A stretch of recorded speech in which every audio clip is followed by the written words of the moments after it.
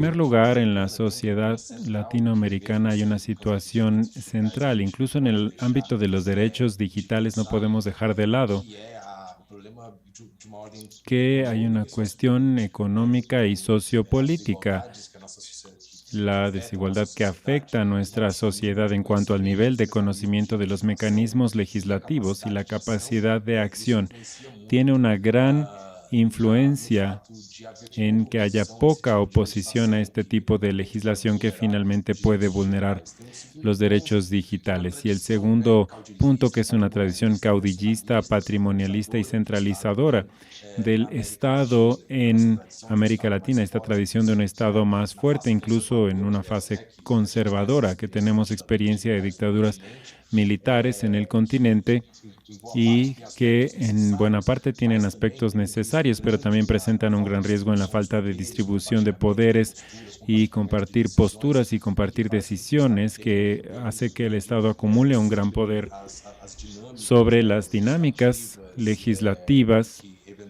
que eventualmente pueden violar los derechos.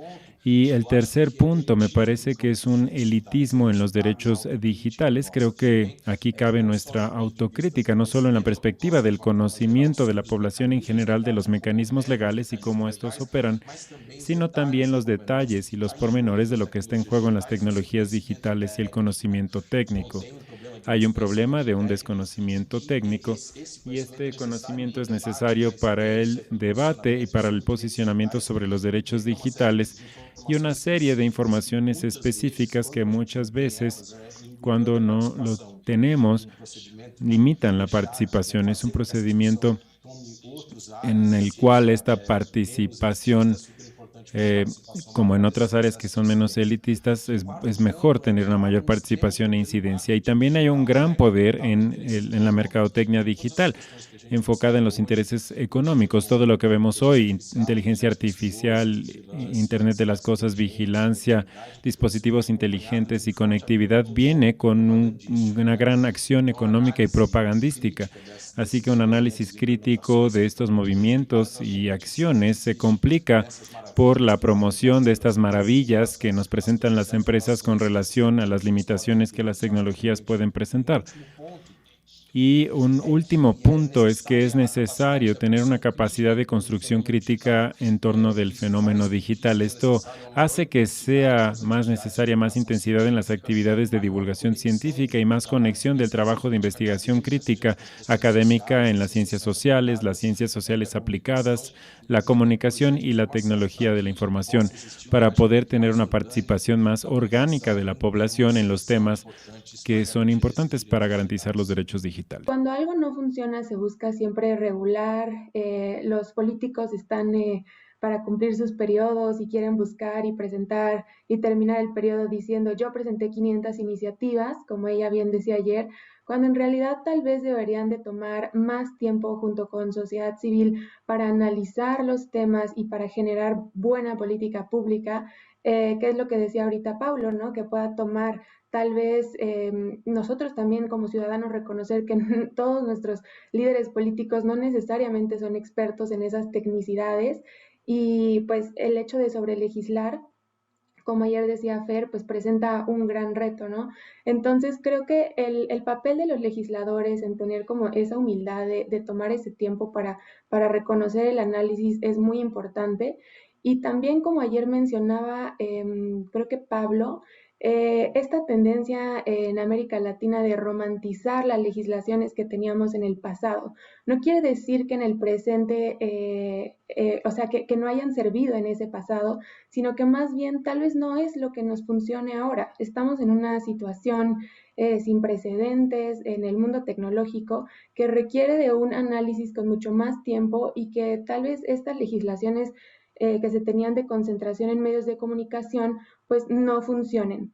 Otra cosa que creo que es importante es la construcción de la ciudadanía digital, es decir, que cuando existe una ciudadanía digital como la vemos en Twitter y que muchas veces vemos pues artículo 19 cómo lo puede movilizar, esto pues genera alianzas de información que es simétrica, no asimétrica como antes había, es decir, que todos tenemos acceso a esa información y se puede generar mayor participación ciudadana.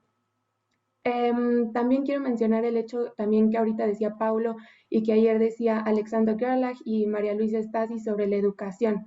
Educación no solo de los ciudadanos, pero también de conocer y darse el tiempo de verdad pensar en el modelo de negocio de las plataformas, ¿no? De cómo están basadas en anuncios, en el advertisement y que esos modelos violan los derechos de privacidad, también de libertad de expresión cuando hay suspensión de contenido y por tanto la importancia de educación, en la importancia de nosotros como owners, dueños de nuestros datos, de nuestra información. Entonces, creo que este es un punto importante en el que la fundación, uno de sus objetivos, pues es justo la educación democrática, ¿no? En el que también no solo es esta parte técnica que bien mencionó Pablo, sino también aprender a manejar con empatía a las personas que no opinan como nosotros en redes. Y por último, también otro tema que se tocó ayer era el de los derechos económicos. Creo que Javier Payero lo comentaba. Gracias a las plataformas, muchas personas han tenido acceso a un espacio donde pueden vender sus productos, donde pueden tener un ingreso, donde pueden tener y vender negocios vía WhatsApp. Hay muchas nuevas profesiones gracias a las redes sociales, entonces es necesario que estos usuarios comprendan las leyes que impactan sus derechos y sus negocios, ¿no? O sea, que van más allá de solo sus derechos de libertad, expresión y privacidad, sino derechos ya económicos y sociales. Y también en caso de legislaciones, cómo podría afectar esto también a sus actividades económicas. Si estamos pensando concretamente en, espérate que, que me olvidé ya de la pregunta, pero ya.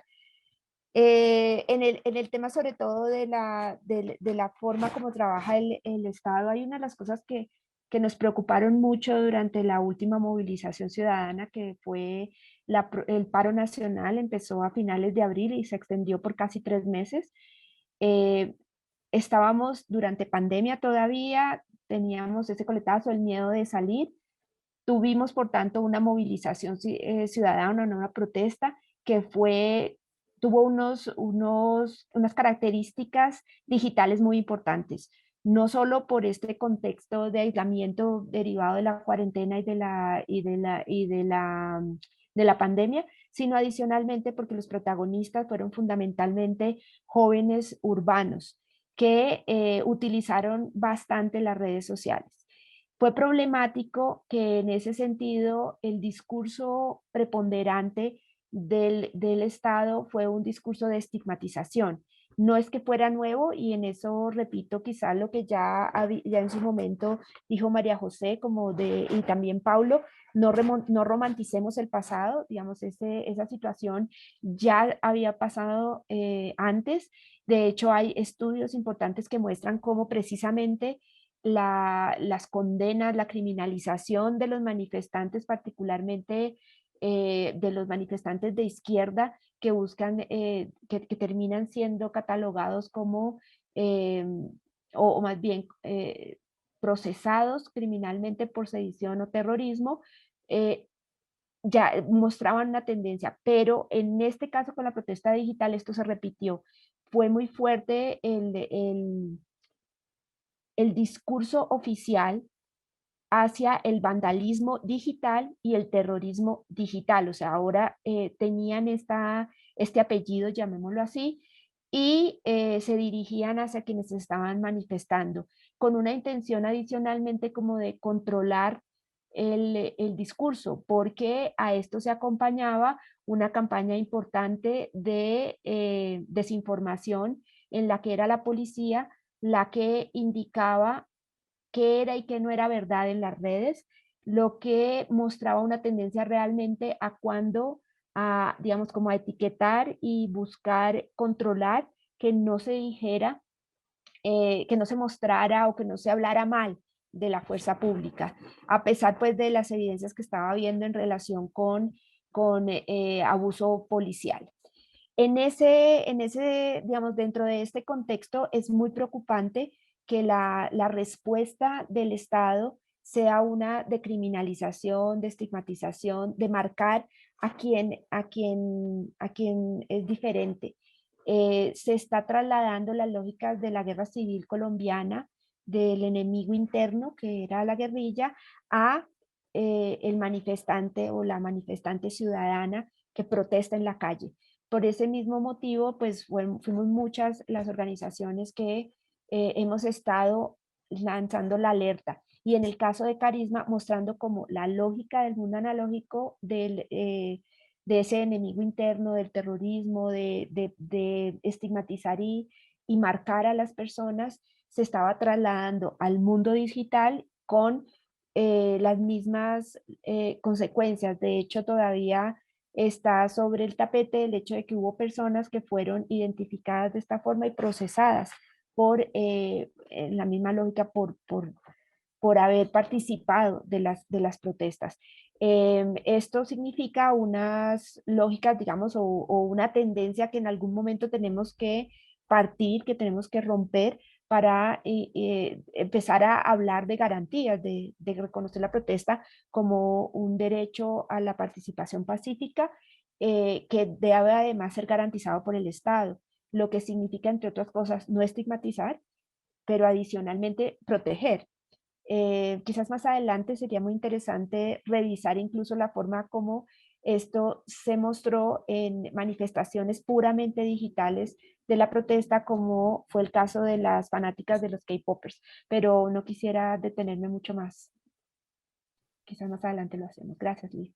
Yo pensé en un esquema como de 4 círculos concéntricos que se tocan entre sí y que se influyen mutuamente, en el que, por ejemplo, cada uno está protagonizado por un actor específico, ¿no? Tenemos a los medios de comunicación, tenemos a las autoridades, tenemos a la conversación social, ¿no? Por ejemplo, pensemos la conversación en Twitter, en Facebook, en otros espacios de discusión pública digital, pero también tenemos a la sociedad civil organizada, ¿no? Voy a tratar como de pensar en el ejemplo de la popularización de la conocida Ley Olimpia en México, que es esta legislación, una serie de reformas que buscan castigar o sancionar la violencia digital contra las mujeres, específicamente la difusión de imágenes íntimas sin consentimiento, que fue una tendencia que sucedió en los últimos años, donde empezó a haber como una serie de modificaciones de reformas legislativas a nivel estatal y nacional, pero que también fueron acompañadas por un eco mediático definitivo para que esto sucediera y también para que se aprobaran estas reformas, pero también para que creciera el nivel de interés público y preocupación pública sobre el tema de la violencia digital contra las mujeres.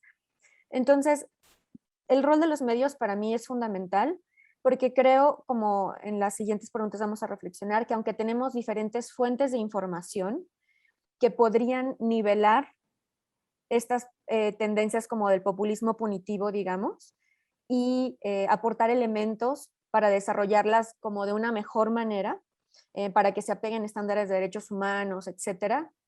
Los medios juegan un rol esencial porque optan por reproducir información sesgada o alimentada solamente de aquellas perspectivas que van a ser las más comunes, las más populares, que pueden hacer que su nota llegue de manera más extendida. También, por ejemplo, en cuanto a las autoridades, los mecanismos de comunicación o las oficinas de comunicación de los congresos locales también jugaban un rol muy importante en cómo se comunicaba respecto a estas reformas y en un tono celebratorio todo el tiempo, en algunos casos con una falta de precisión en el uso de los términos, ¿no? Sin una transparencia adecuada de la información. Entonces, todo esto genera como un entorno social, ¿no? Digital y social, que no necesariamente está informado sobre de una perspectiva más objetiva, ¿no? Que valore los pros y los contras en estos procesos, sino que solamente, o sea, que es tendencioso, ¿no? Eso por una parte. Por otra, creo que cuando hablamos de este círculo de actores como que son la conversación social y las personas interactuando en redes sociales, apropiándose de estos discursos, comentándolos, replicándolos, etcétera, analizándolos, también creo que hay 2 factores que influyen cómo cómo se extiende como estas dinámicas que influyen pues en cómo pensamos socialmente los problemas y sus soluciones. Y uno tiene que ver con los patrones de consumo digital de la información hoy en día y el tan reducido span de atención que tenemos y que son ya comportamientos extendidos de no necesariamente leer críticamente las notas, no verificar sus fuentes, no tener una conversación profunda, sino simplemente como reaccionar, retuitear, compartir, como sin haber hecho como todos esos ejercicios de una lectura profunda más crítica, ¿no? Y por otra también la polarización, ¿no? La polarización en los discursos, que se toman fragmentos de ciertas opiniones, etcétera, que se sacan de contexto, o las citas más polémicas respecto a alguna declaración, y con eso pues se generan como tendencias de polarización y discusión que no necesariamente están orientadas a buscar la mejor solución o una discusión crítica profunda, sino a la espectacularización de las noticias, a alimentar la polarización, ¿no? Que son pues discursos que llegan y se hacen más virales más fácilmente. Finalmente creo que en este cuarto como núcleo o dimensión de actores que identifico, pensar en la sociedad civil organizada.